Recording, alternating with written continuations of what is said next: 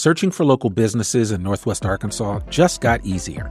From restaurants to roofers, boutiques to baristas, FindItNWA.com connects you to the best local businesses with just one click.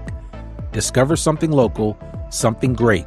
Visit FindItNWA.com today. Find it fast, find it local, FindItNWA.com. Support for this episode comes from Signature Bank. Hey, this is Gary Head at Signature Bank of Arkansas. We started this bank 20 years ago to serve our communities with local decision-making and personal relationships. From Fayetteville to Jonesboro, we've grown to 210 teammates, and we're proud to serve all of our customers, including through Banco C, our bilingual banking service. Call 479-684-3700 or visit signature.bank and tell us you heard about us on I Am Northwest Arkansas. We are raising a generation of kids in a world that's radically different from the one we grew up in. A world where their social lives, hobbies, and even self-worth are shaped by algorithms, screens, and likes. And while technology has brought us closer in many ways, it's also stealing something far more precious, our time, our attention, and in many cases, our mental health. Today's guest knows this struggle intimately. Ian McCready, the founder of SelfCtrl, once found himself consumed by video games and screen use to the point that it impacted his work, marriage, and family. But rather than stay stuck, he made a change, and that change turned into a mission to help others. He has now delivered speeches to more than 8,000 individuals in Northwest Arkansas, providing them with hope, tools, and a timely reminder, and he's just getting started. Let's dig into this important conversation.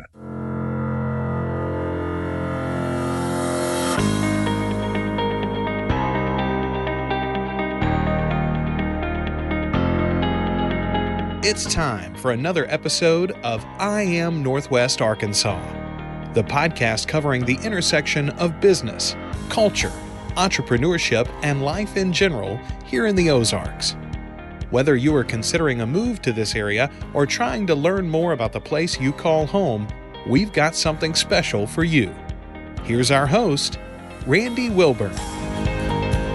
Hey folks, welcome back to another episode of I Am Northwest Arkansas. I'm your host, Randy Wilburn. I'm excited to be with you today. I've got a special episode for you, so special that I decided to do this video first.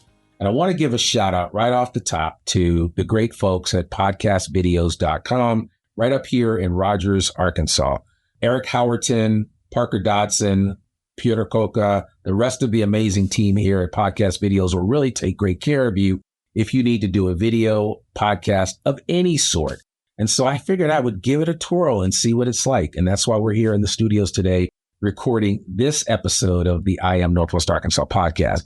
But on top of that, the reason why I chose to want to do this podcast video first was because of the content that we're going to talk about today. And as I teased up at the top of the opening of this episode, we're dealing with an issue that is so pervasive, some of us don't even know we're even struggling with it.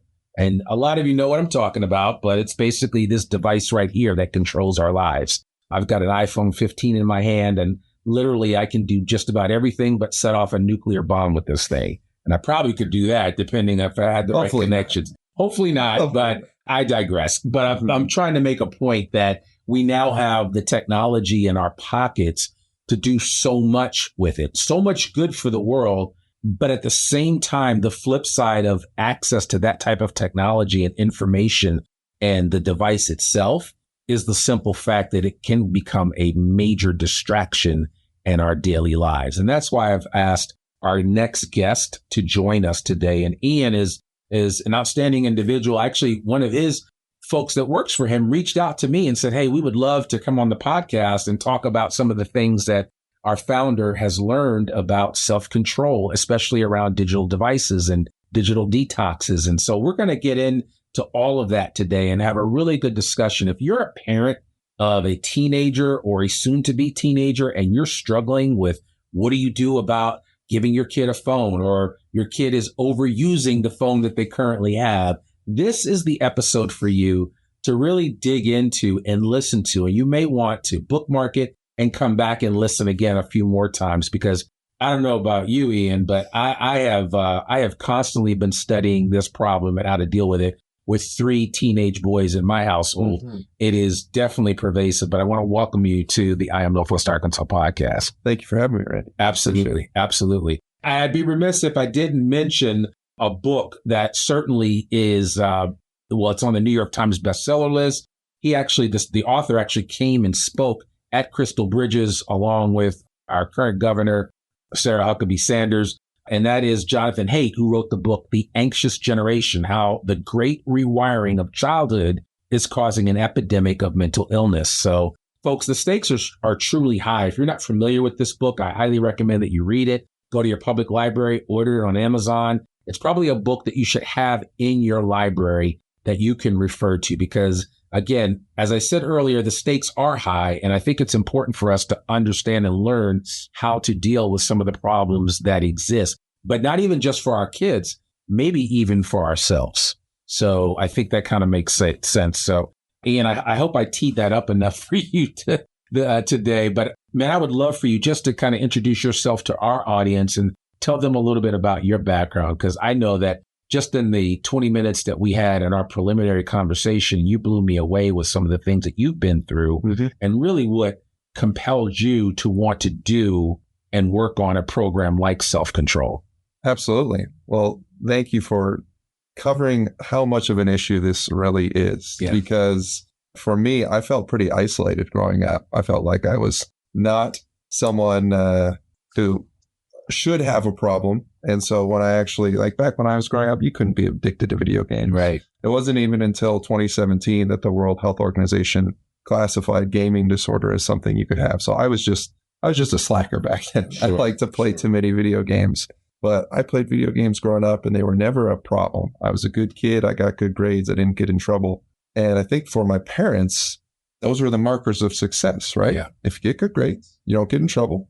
Well, good job. Like you've done what we've asked. And so my habit around video games never really became a bad habit. It never really got in the way of school or any of the things, extracurriculars even, until I went off to college. Yeah. And I went off to college and I got to live on campus all 4 years. And one thing that I think it's important for people to know, not all games are created equal. Right. When it comes to how addictive they are or how problematic they can be. But I started playing a game that is known for being addictive. And it was just back when it was first being released. So it didn't have the reputation it has now, but I started playing a game called World of Warcraft. Oh, okay. And it was freshman year. And by sophomore year, if you would have checked in on me, about halfway through sophomore year, I was playing about 12 to 14 hours a day. A day? On the days that I could. So I loaded up all my classes Tuesdays and Thursdays, so that I would have the other days completely free. Because I might have forgotten to go to class a few times. Yeah. So I knew that was a bad thing because my parents said, today school's important. So I did what I had to do and I loaded up my classes and I started saying no to friends hanging out on a Friday night and started Googling signs of video game addiction. And I realized, hey, this is a massive problem. But it wasn't until there was this in-game item. It was like the ultimate in-game item, right? And it was so rare, so hard to get this item. And I kept coming back to the game time and time again because video games have essentially, most modern video games have built in some sort of gambling mechanic. Yeah. And World of Warcraft had one of those. They had a gambling mechanic where essentially you beat a boss or you do your level, right? You don't just get the item you're going for. You get like a 3% chance to get the item. And that kept me coming back time and time again. And the item finally dropped. It finally was available for me. And in World of Warcraft, you play with a group of other players, and I didn't get it. They gave it to the next person. And I'm so glad that because if I had gotten a few months later, they would go on to release the first expansion for the World of Warcraft. And then they would release 8 more expansions. And I still know people back from the 2000s that 20 years later are still playing the World of Warcraft and have just grinded out and essentially gotten the next items. And then when they release an expansion, everything you worked for is immediately erased. Within a couple hours of playing the next expansion, all those items you got are completely worthless.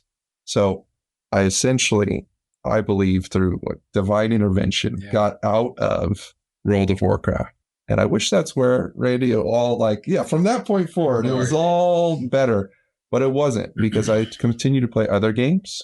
But other games didn't have quite that addictive power of World of Warcraft. So I just had kind of a bad habit around games. Yeah. And in my 20s, there was more times than I care to admit that I pulled all-nighters on a work night because I just couldn't turn off the game or the level. And I always told myself, I'm never doing that again. Why do I keep doing this? You get in this shame cycle, and I wouldn't tell people about it. Never really, always thought that I would be able to just kind of get out of it on my own. And I would set limits in place, and I couldn't get out of it on my own. Yeah. And in my marriage, it was causing me friction with my wife. I still remember her saying to me one day, hey, you'd rather just play video games tonight, huh? AKA, you would rather spend time with your game than with me. Yeah. And the scary part was it was true. Like, selfishly, I just wanted some me time. I wanted to focus on myself. And then my daughter was born in 2017. And I was playing a game with her strapped to my chest. She was taking a nap. And my wife thought it was funny. So she kind of came in and snapped a photo of that. And pretty good use of time, right? Multitasking. Yeah. But it's something in the back of my mind was saying, hey, when does this stop? And a little while after that, I was watching her. She was doing some tummy time on the floor, and I was playing a game, but I'm instinctually hiding it behind my leg because something in my brain is saying, I don't want her seeing her dad. Yeah. Even at this 6 months old age, ignoring her looking at a screen. Yeah. But that's exactly what I was doing. I was literally babysitting. I was sitting next to a baby doing what I wanted to do instead of parenting, instead of building that connection with my daughter. And not long after that, I went up to a retreat in the mountains, and the speaker was talking about priorities. And I talked to a lot of people about this. I talked about priorities. Pretty much everybody has the same list, right? So if you have faith's usually top. Sure. Then it's like family, right? Number one. And then work, friends are usually above work. Mm-hmm. Then you have your health and fitness. And then somewhere way down here, number 5 or 6 or 7 is hobbies. Mm-hmm. But if you would have asked me, hey, Ian, you got some free time on a Saturday, you got some free time on a weekend, I'm not reaching out to any of my friends or family to check in on them. I'm not working out. I'm like, oh, I'm going to just play some video games. Yeah. Like, when I get free time, that's what I prioritize. Mm-hmm. And I realized that's not how I want to be living my life. And in knowing myself before, of all the times that I tried to limit and fail, and I made these deals with myself, hey, we're going to have a bedtime, right? Yeah. We're only going to play on these days during the week. Like a week or two later, I'm like, that was a terrible decision. You didn't realize you were going to have this free time coming up. Yeah. We're going to go back on that decision. I was very good at negotiating myself out of the commitments that I made with myself. Yeah. So I said, you know what? I need to take a full break. And I took a 6-month minimum break from video games. I deleted everything off my phone. I deleted everything off my computer.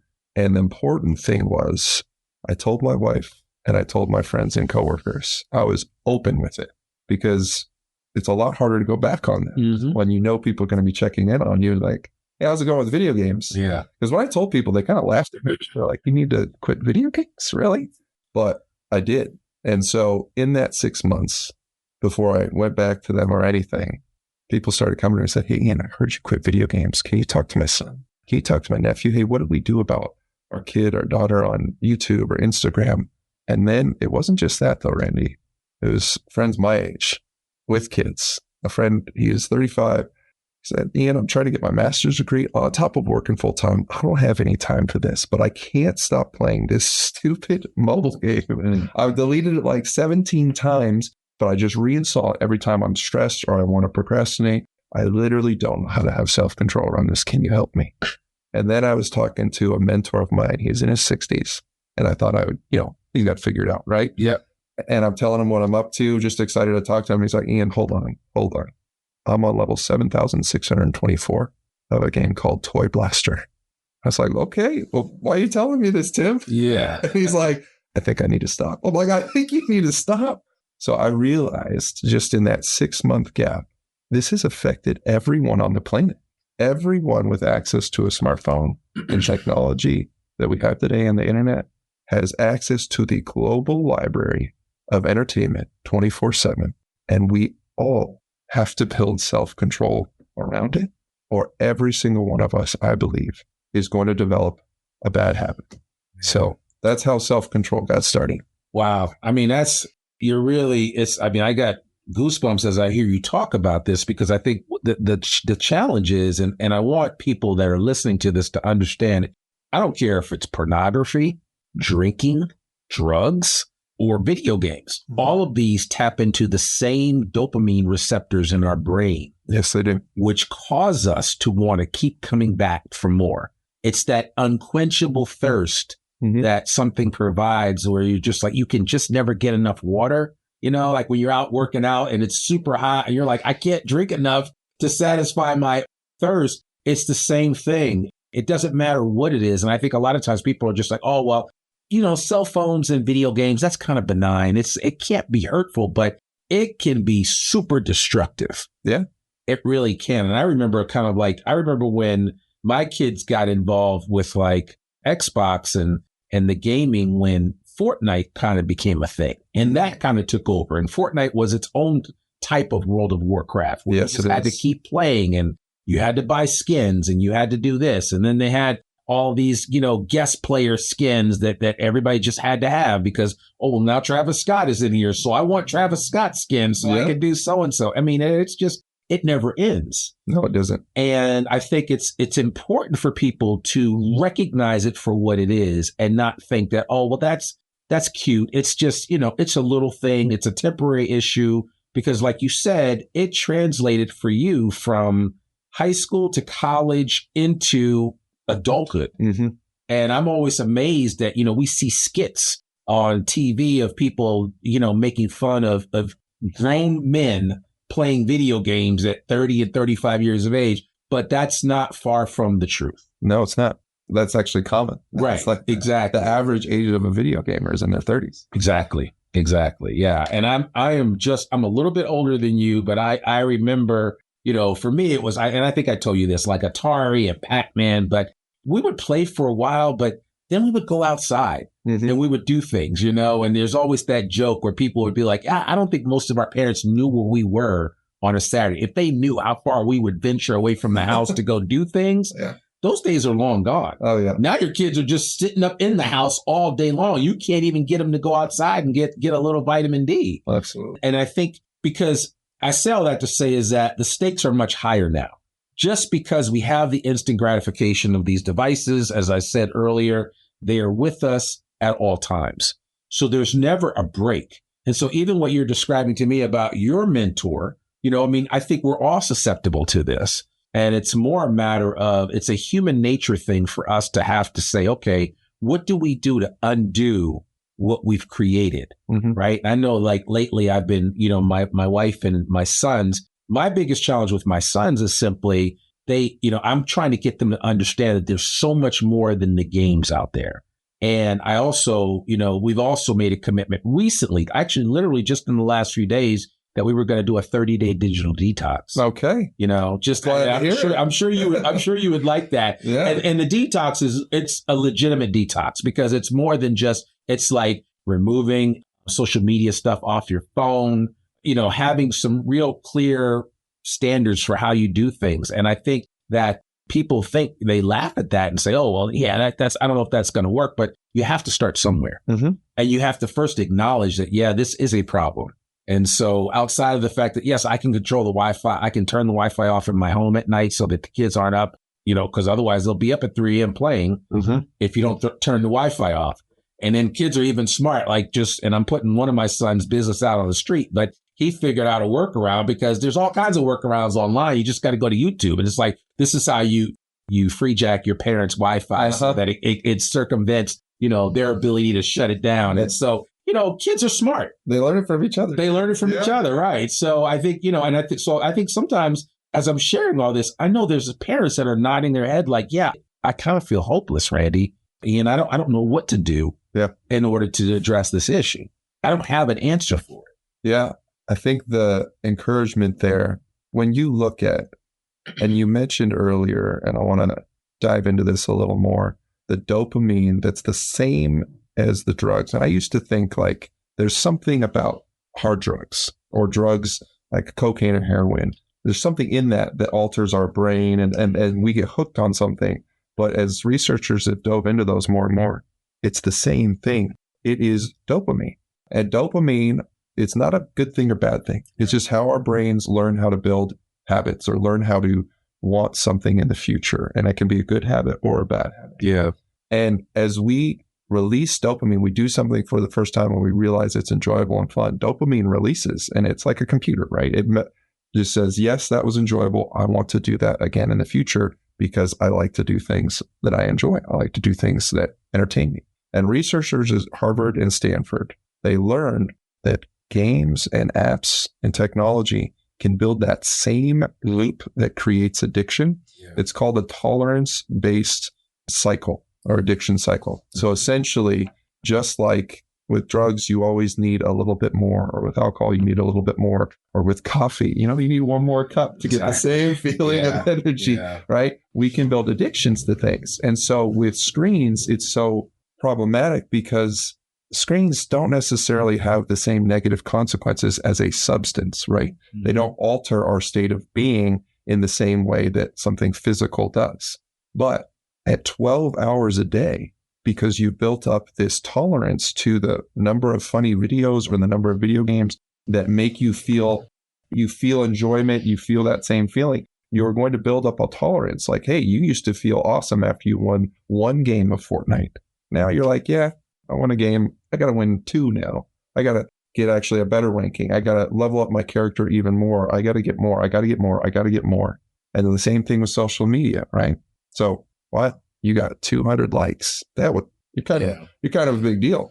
Well, now getting 200 likes is kind of commonplace. I need 250 likes. Like if I'm not going, well, now I look at these other people. They get more likes than I do. They get more views. They get more whatever it is. We are going to always want more. And so that builds a tolerance to what used to give us the same amount of dopamine. Now we need more. And the same thing happens with essentially any type of addiction where it's something we enjoy. And that is something we have to be aware of as humans, right?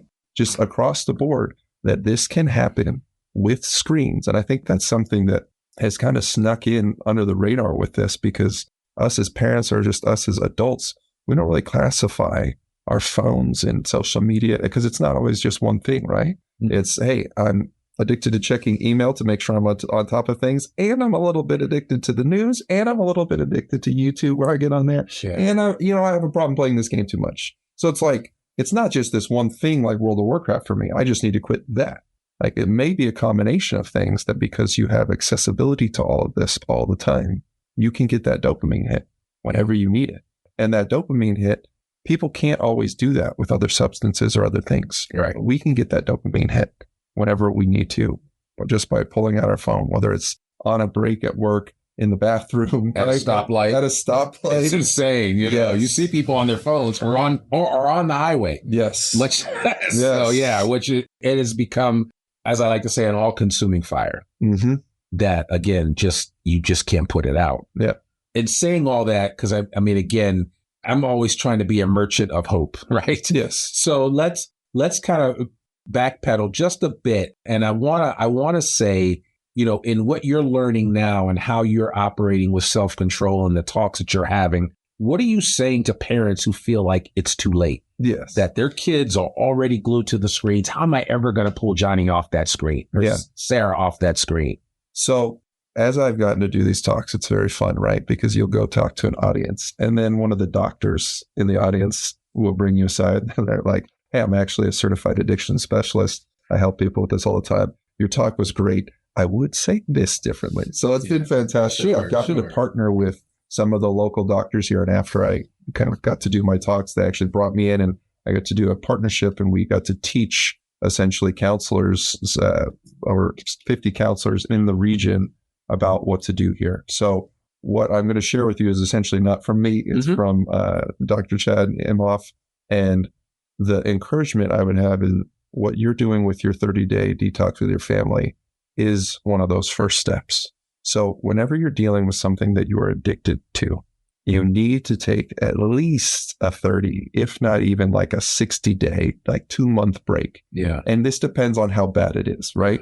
That is required because you need to give your brain a chance to reset its dopamine levels.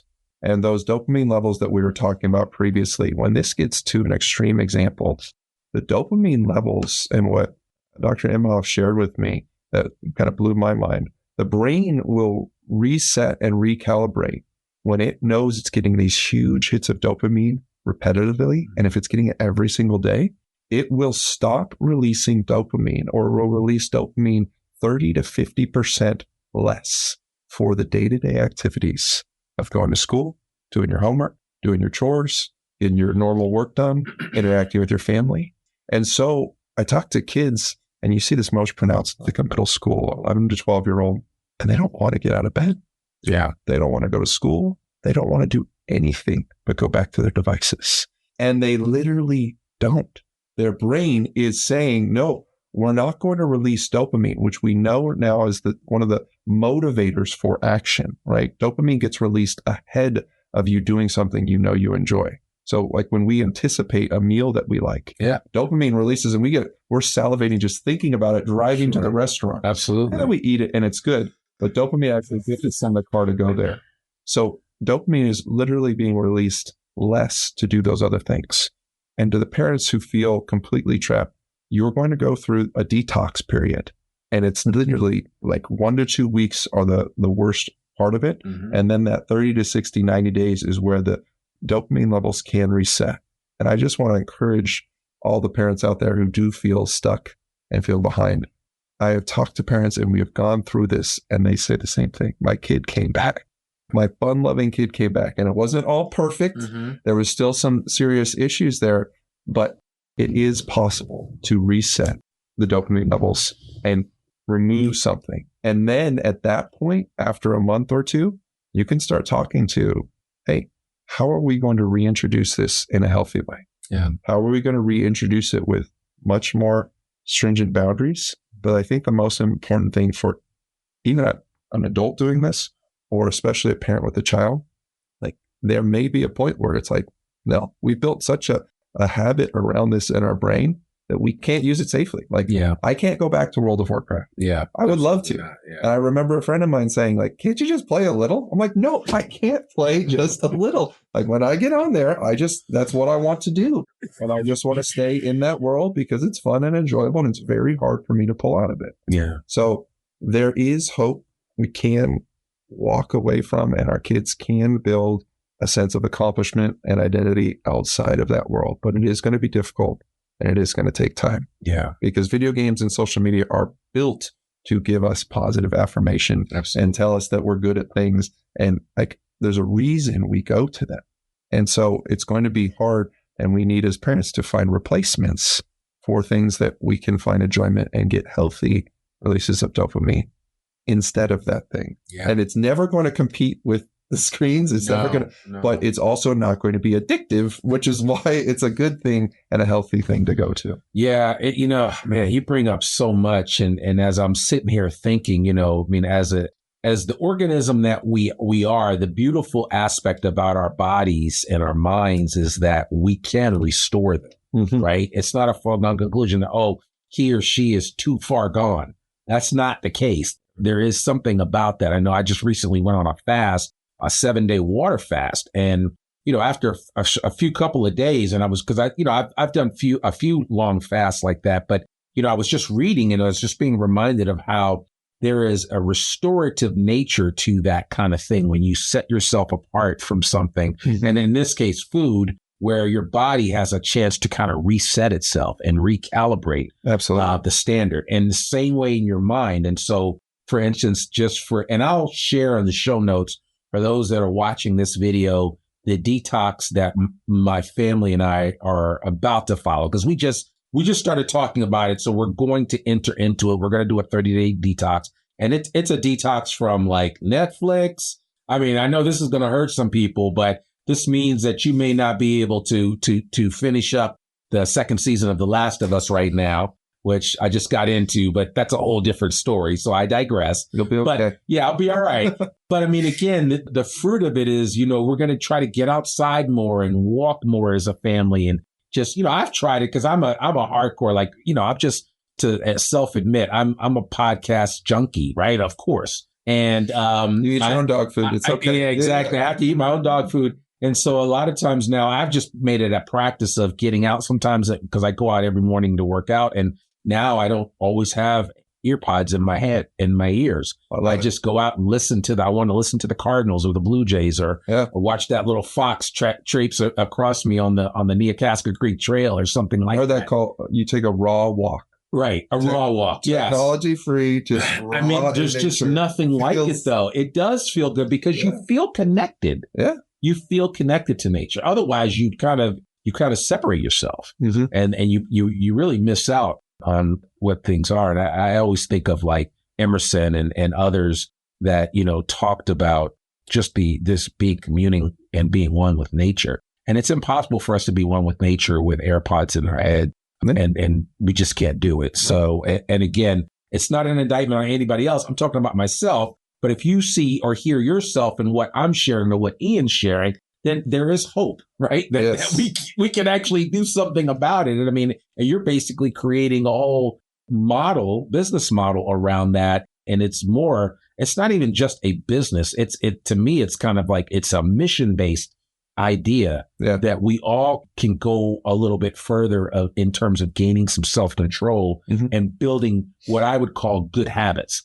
I don't know about you. I've read Atomic Habits like 4 times. Yes. It's a great book. It is good. I highly recommend to anybody that hasn't read Atomic Habits yet, you need to do it. But one of the things I will say is it's important. You mentioned that, it takes 30, maybe 60 days to develop that. Because a lot of times we've heard people say, oh, well, it takes 21 days to build a habit. It actually takes like 3 times that.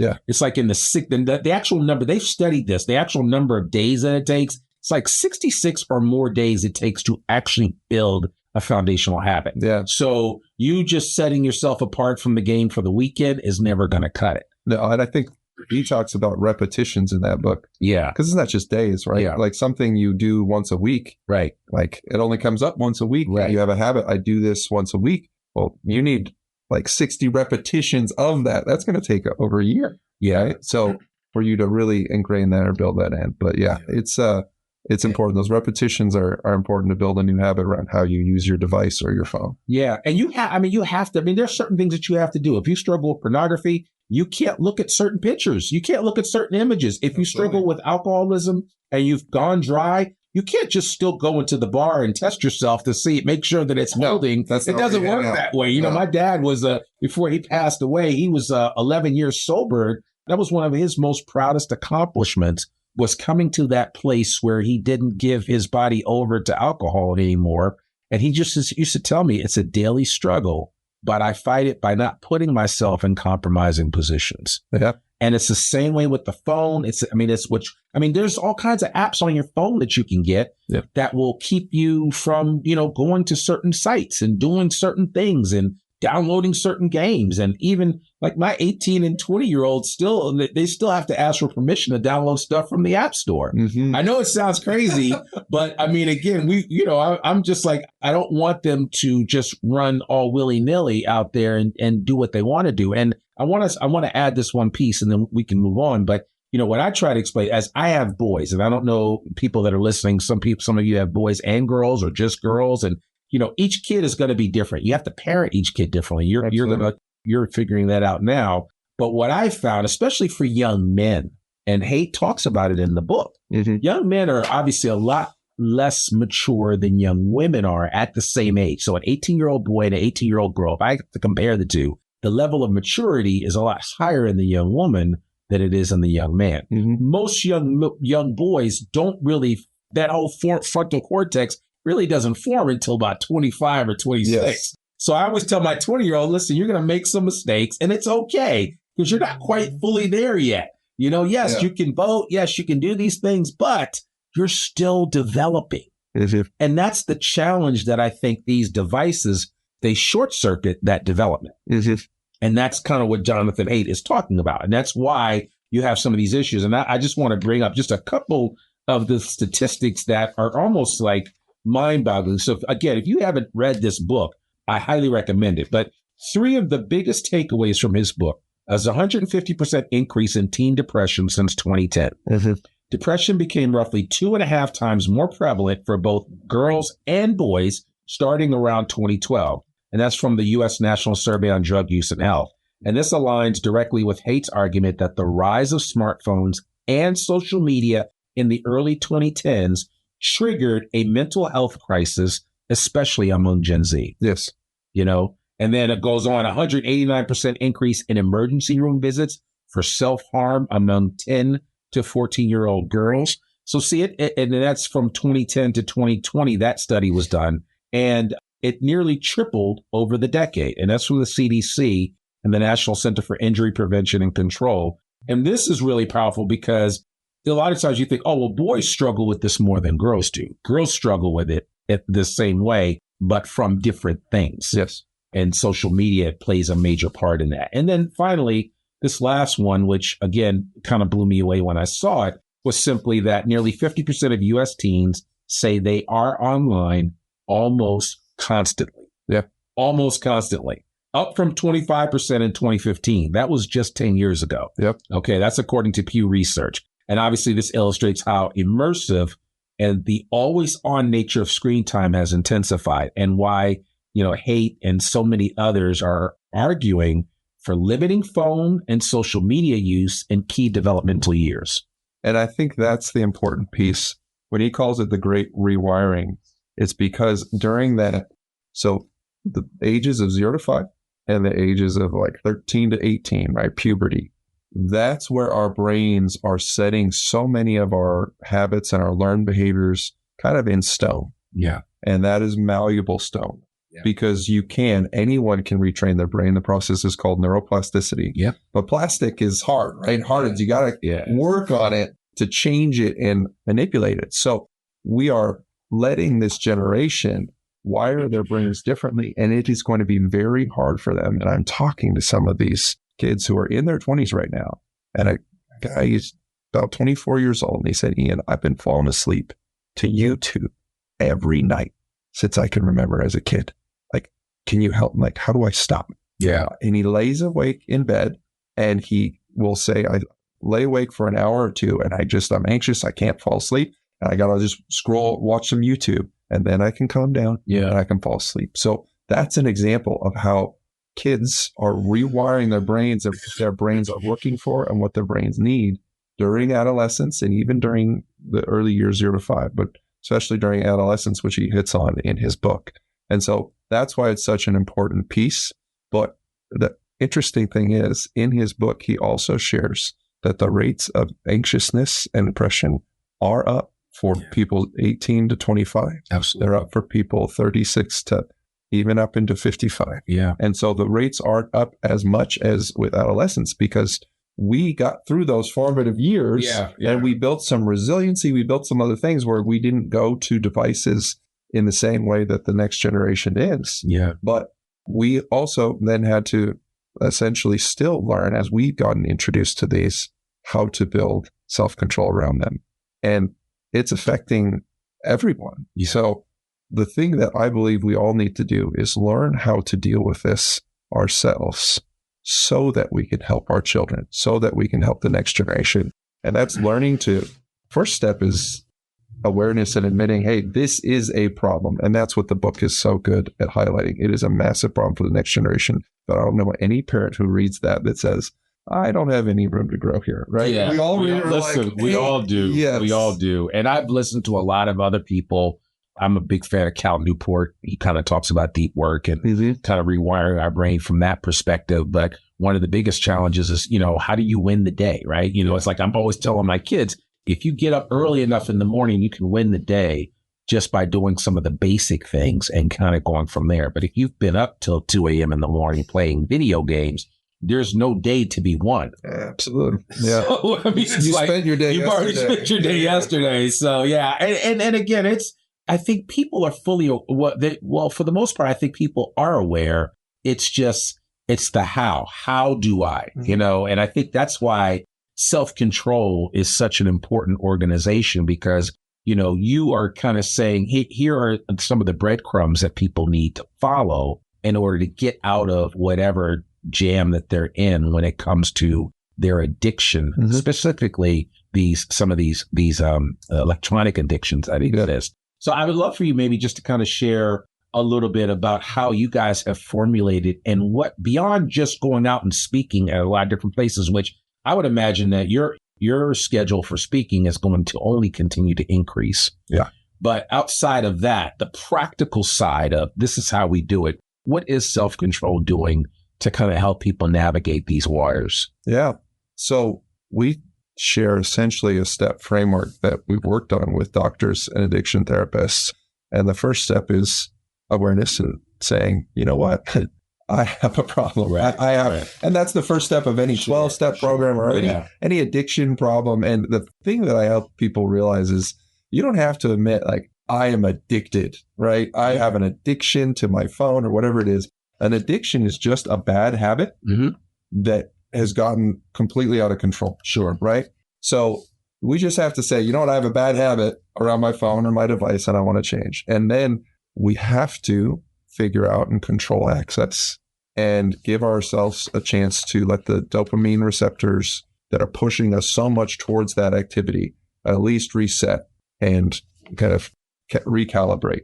And that control access can look like a bunch of different things depending on how deep we're in it. You mentioned pornography, and that is one of the, I think, the most difficult addictions to get out of. Yeah. Because of accessibility and because of how easily we can get around and we can get access to it. And that most people try to limit access and then find themselves, the dopamine surge is so high in their brain to go seek it out that they'll seek another way and they'll find another way to get access to it. So that controlling access, even if it's a video game or something like that, if it's a silly video game on your phone, just like you have your kids, they need a password from parents to add an app and install.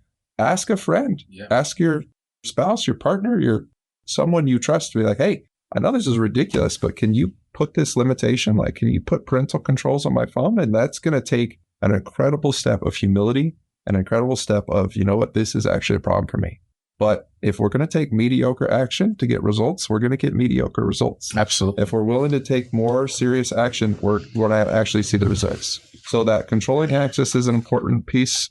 Accountability and talking to other people. There's a reason why the most successful diet groups, the most successful exercise groups are with other people. Yeah. Right? There's a reason why like at-home gym equipment doesn't work as well as in the gym equipment, right? Like you're around other people, there's this built-in accountability.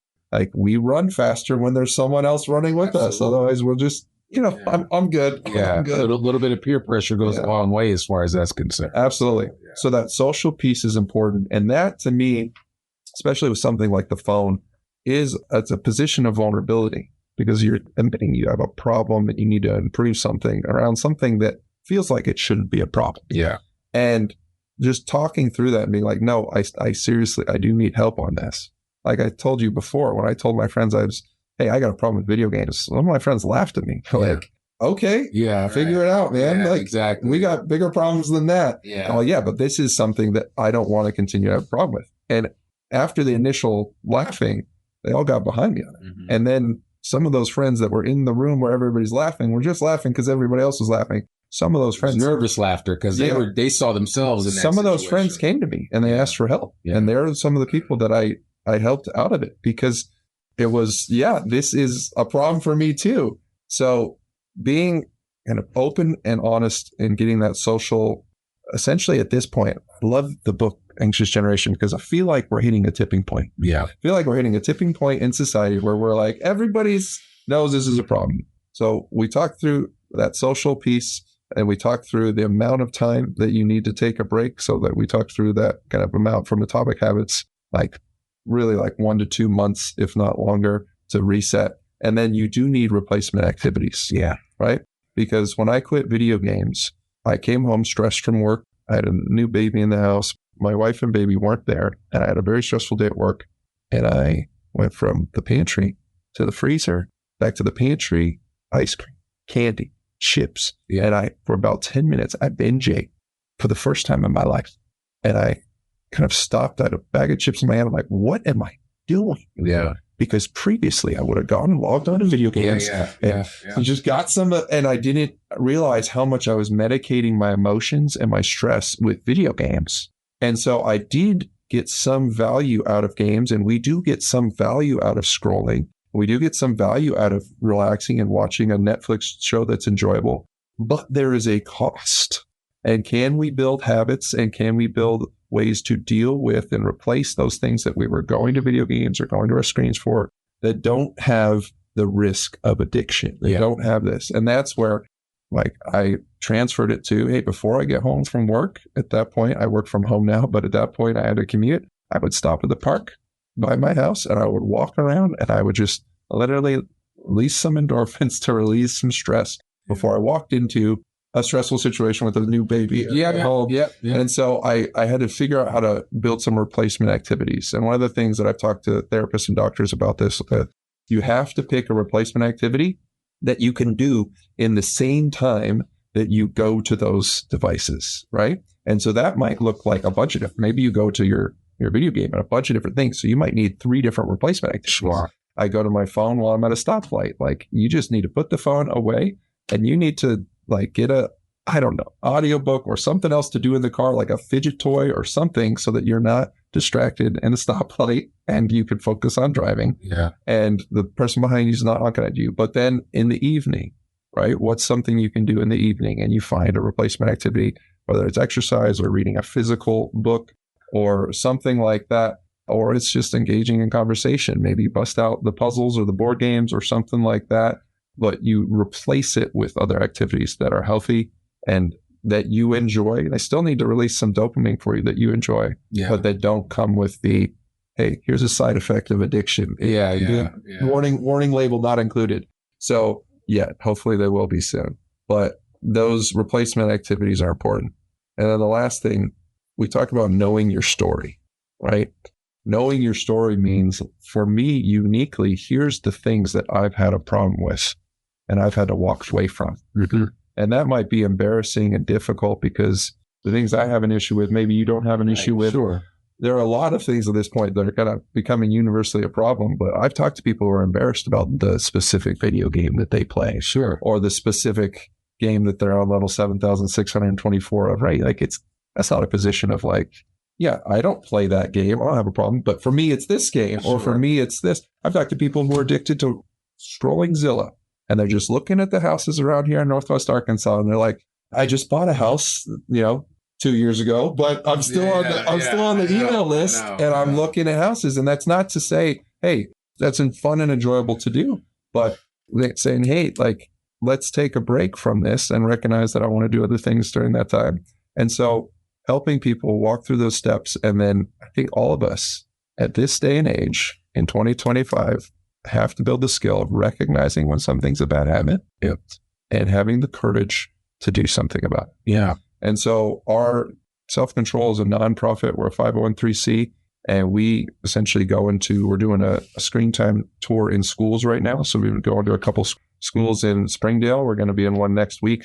And I'm trying to get this message to the parents through the schools, but also directly to the students, because I talked to first grade class and I thought I was wasting my time. I told my wife, we don't need it yet. And a little first grade girl talking about YouTube raised her hand and she said, how do I stop? Yeah. If I want to stop and I don't know how.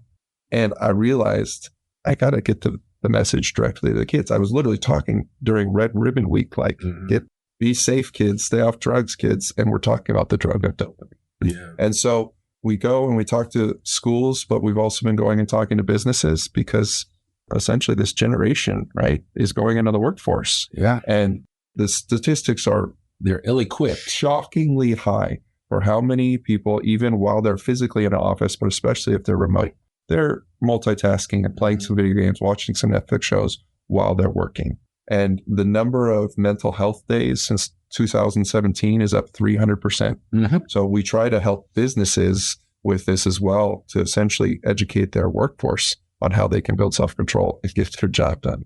And then we've been working, so it's mainly with schools. We've been doing other parent events as well in the local community. I'm going to go get to train. We've trained staff at multiple different government centers as well. on how they can help, especially ones working with youth.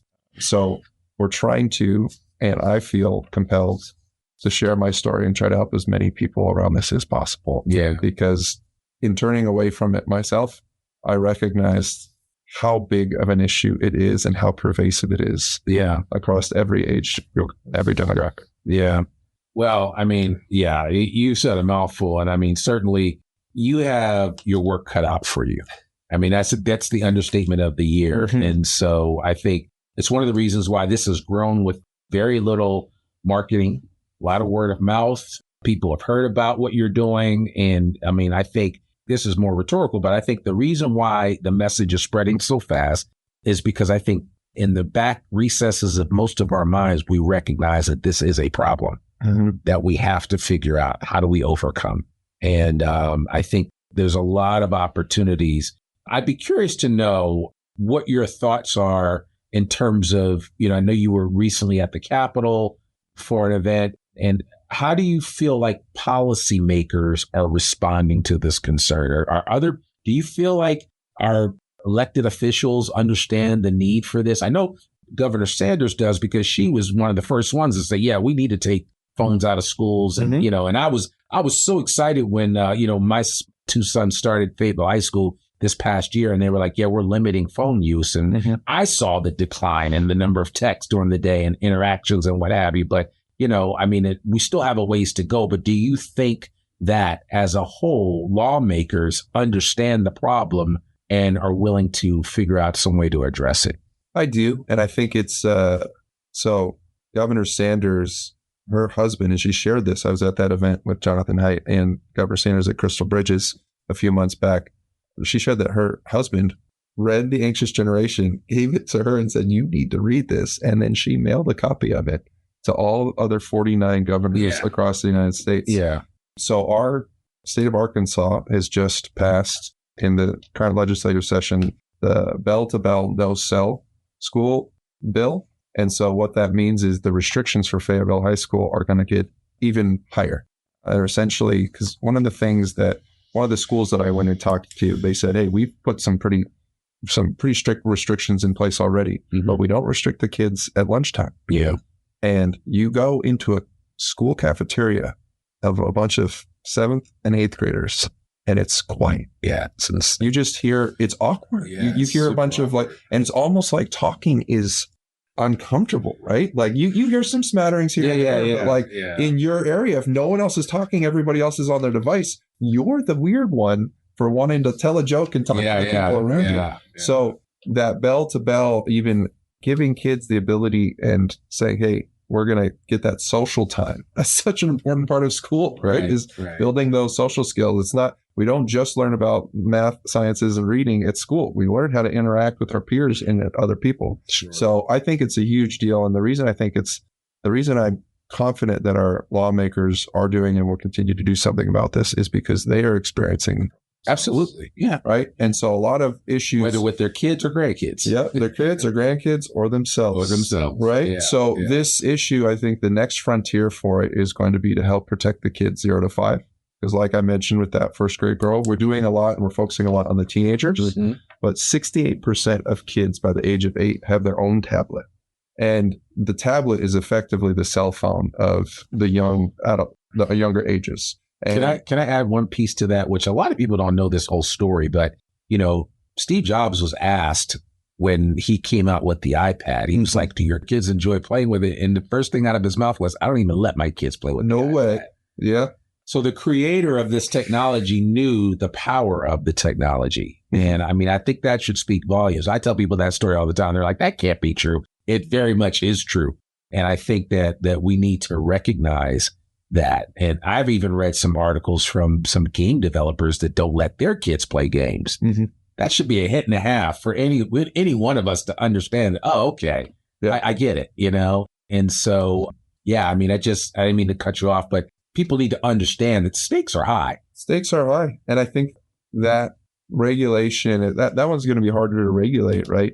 But I'm confident we're going to get there and figure something out because that's where kids are building habits in the first place. And just for anybody listening, I talk to a lot of parents that are like, oh no, I've ruined my kid. I gave him a tablet. Like, no, you didn't. And first off, you can take it away if it's causing problems. Yeah.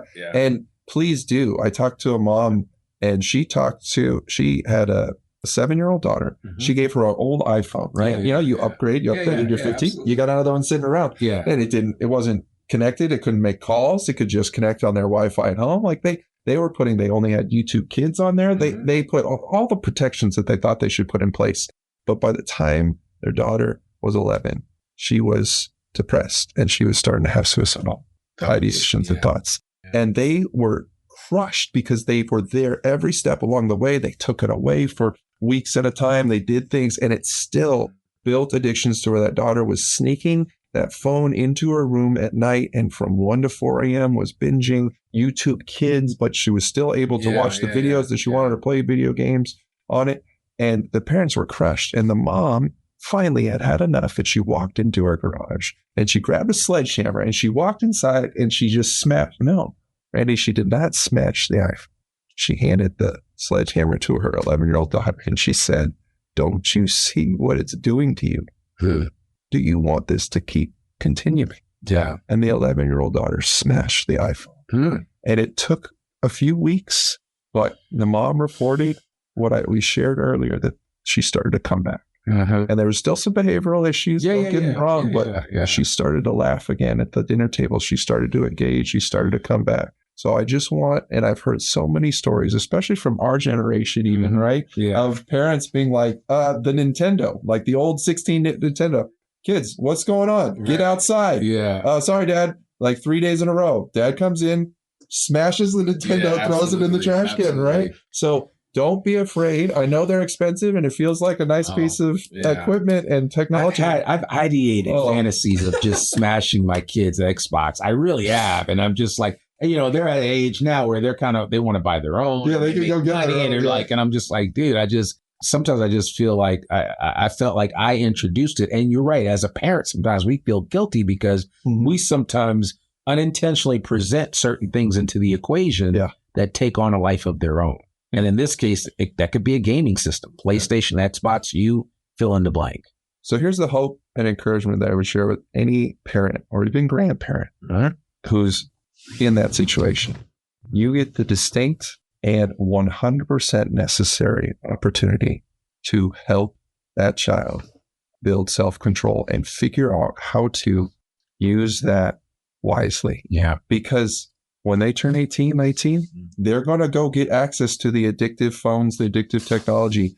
The goal, in my opinion, and what I try to teach any parent or any person, if you're helping a young person through this, you can't ignore it. Yeah. You can't just say, "Hey, you know what? You're not getting anything till 18 ever, and good luck when you're on your own." Right. Because I went off and look what happened to me. I even had pretty good restrictions in place with video games, and I still got addicted. What I needed to learn was the ability to recognize when something is unhealthy for me, when it's a bad habit. And I, as even a child, need to say, I want to do something about it. Yeah. And one of the schools that we went and talked to, I ran into the mom. I didn't know her ahead of time, but she came up to me and she said, "Did you talk at my kid's school?" And I'm like, "Where was it?" "Oh, yeah, we talked a couple months." She said, "My son came to me with his iPad and said, 'Can you please charge us in the kitchen? And I need you to put more parental restrictions on this.'" And she was like, "That was you." I was like, "I'm not sorry." I'm actually excited because think about anything, right? If a child or an adolescent or a teenager says, "I want to do something about this." Yeah. That's the first step. I talk to a lot of kids. I get pulled into situations where I talk with adolescents. And one of them just straight up said to me, he's like, "The only reason I'm talking to you is because my parents made me." Right.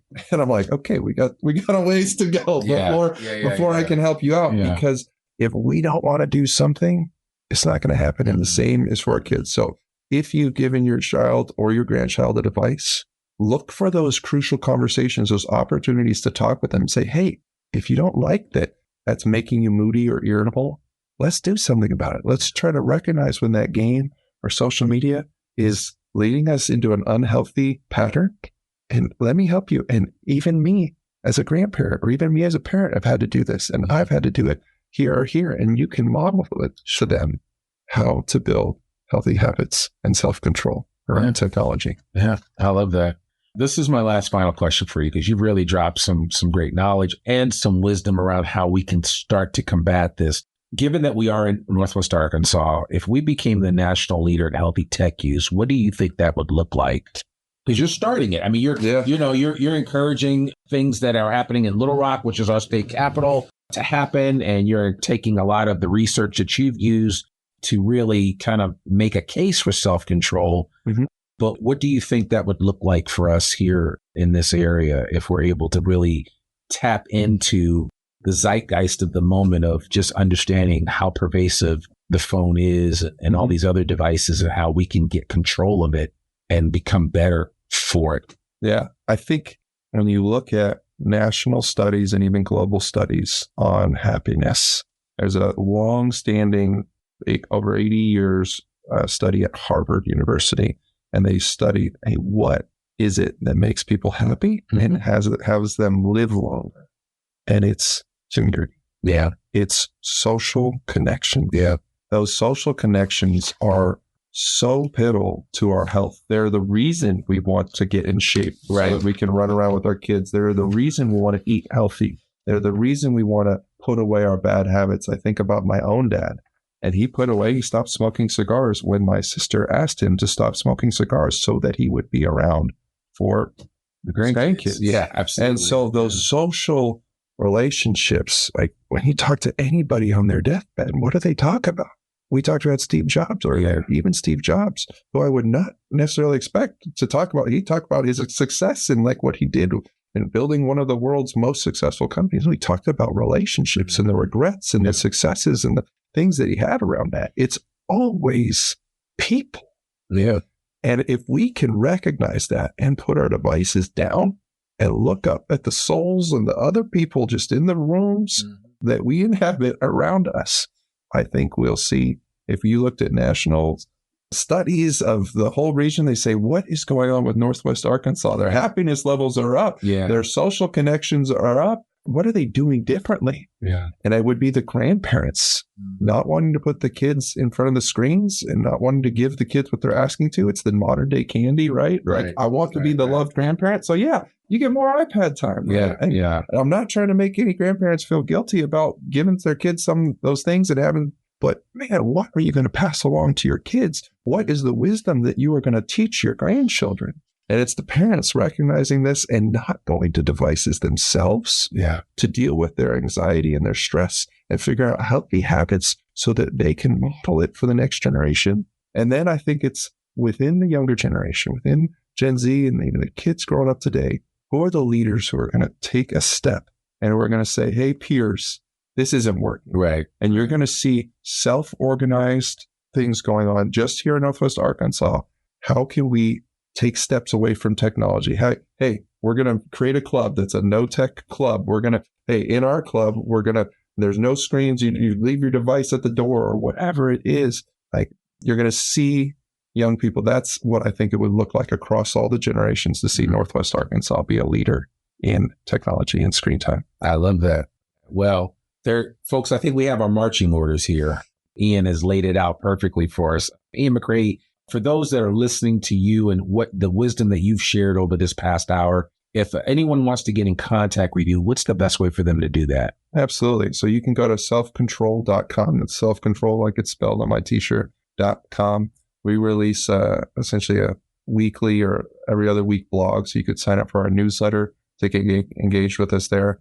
We are on Instagram and Facebook because that's where our audience and the people we're trying to help are. So you could follow us there at Build Self-Control. So it's build and then SelfCtrl, Build Self-Control.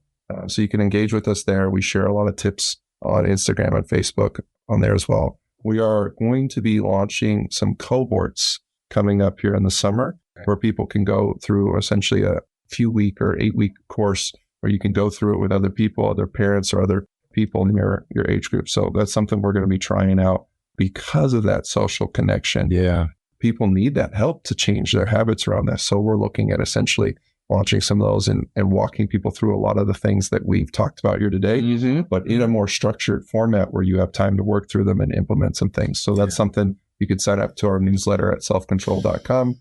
to find out more information on when those are coming out. And I think there would be tremendous benefit to stuff like that, even a self-directed detox program, of this. And it's like, because there's a lot of studies that show how these can be put into play. But, my son found it. And it was the crazy thing was my son came to my wife and I and said, hey, I want to try this. And I was like, hallelujah, let's do this. So, I mean, here's an 18-year-old who loves his video games. And he was like, I think I really want to do this. We've been talking and talking and talking. And so I say all that to say to parents, don't give up. Your kids are listening. You just have to keep driving home to them the point that you really do care about them. You care about their future and you want to give them the most advantages possible.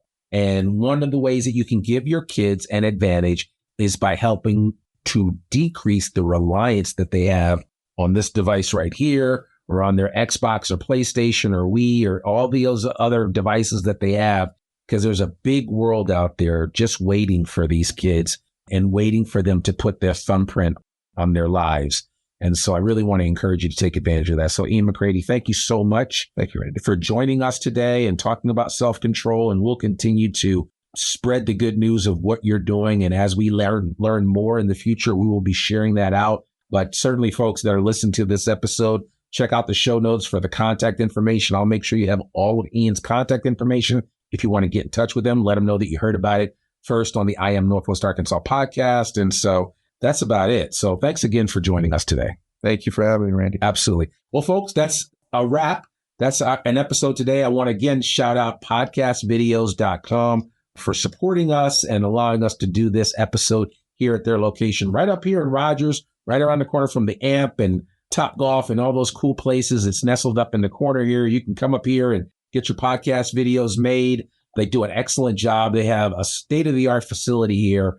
And Eric Howerton and Parker Dodson and the rest of the team are doing amazing work when it comes to creators creating information and disseminating it to the widest audience possible. They've made a way for me to get this video out to you guys. And so I really appreciate their effort and work. Remember, the I Am Northwest Arkansas podcast comes out every Monday, rain or shine. You can find us on every major podcasting platform. You can find us on YouTube. You can even listen to an excerpt of this podcast on Ozarks at Large, typically every Tuesday, but generally we're on there on KUAF, the local NPR affiliate here in Northwest Arkansas. So I really want to encourage you to, especially this episode, listen again, share it with a friend, because sharing is caring. And as Ian said earlier, it takes a village. So we all have to be part of the change that we so desperately seek, not just for ourselves, but for those that we love and for those that are around us and our community. So my challenge to you is go out and figure out what you need to give up.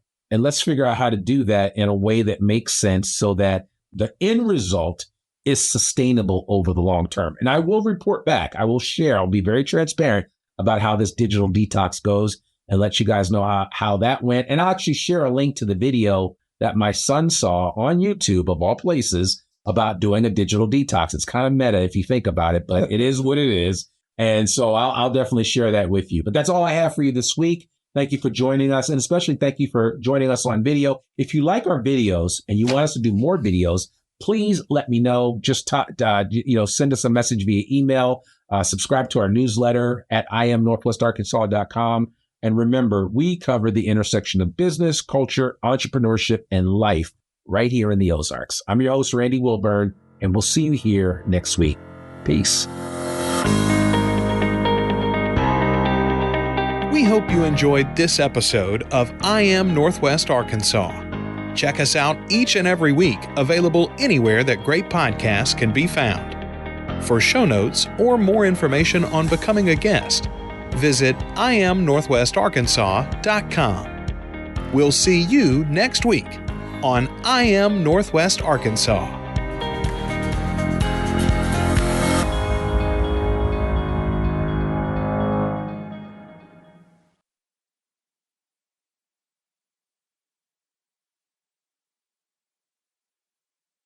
Picture this: kids laughing, Bluey on TV, and parents signing their estate plan at the kitchen table.